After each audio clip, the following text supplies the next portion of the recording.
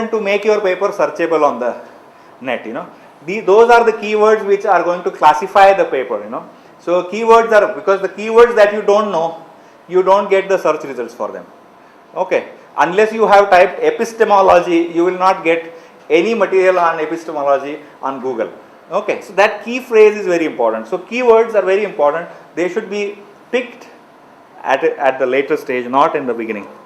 And the title is also very, very important, because many times I have seen the title is also even the shortest summary of this whole exercise, what you have done. Abstract is really a lot. I mean, it allows you to use 150 words, but title is something maybe you have to manage it within 7 or 8 words, and that should exactly define the topic. It should exactly highlight the niche of your work, because title is most important. And many times I find, especially because in India we don't have such great culture of paper writing, I find people write titles very, very casually, and it doesn't exactly fit the subject they have discussed. So it should be, title is something which you should have really handpicked those words. They should be precise, and it should exactly represent your work. That is very important. So now we look at some of the finer things, this I will not touch the introduction part much, but because it will be discussed later in the later presentation. Here I will say, okay, related work, So related work has to basically, cover why this research is required. You have to justify why you are doing this. Okay, it's not because I want to write paper and publish it in this conference. You have to take a world view and find out the justification for it. Why should something like this be documented as a research paper? Is it worth it, and what makes it worth it? Okay, so and generally how a reviewer looks at it is related work or literature survey. Most of the citations exhaust over there. If you have 20 references, out of those 20, you can say 75% are exhausted here, because that's where you are telling what is the state of the art, what all others have done. You pick up the arguments which support your work. Okay. Reviewer C is this, conclusions. Here in say introduction, where you write about the scope, objectives, and the research question. Have you exactly answered the research question in your conclusion? They look at this.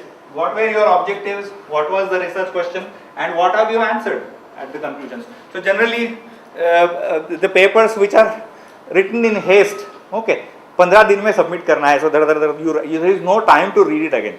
So generally you will see that the research question is something, answer is something else. What you have answered is something else. So reviewers generally won't be happy. They look at these two things.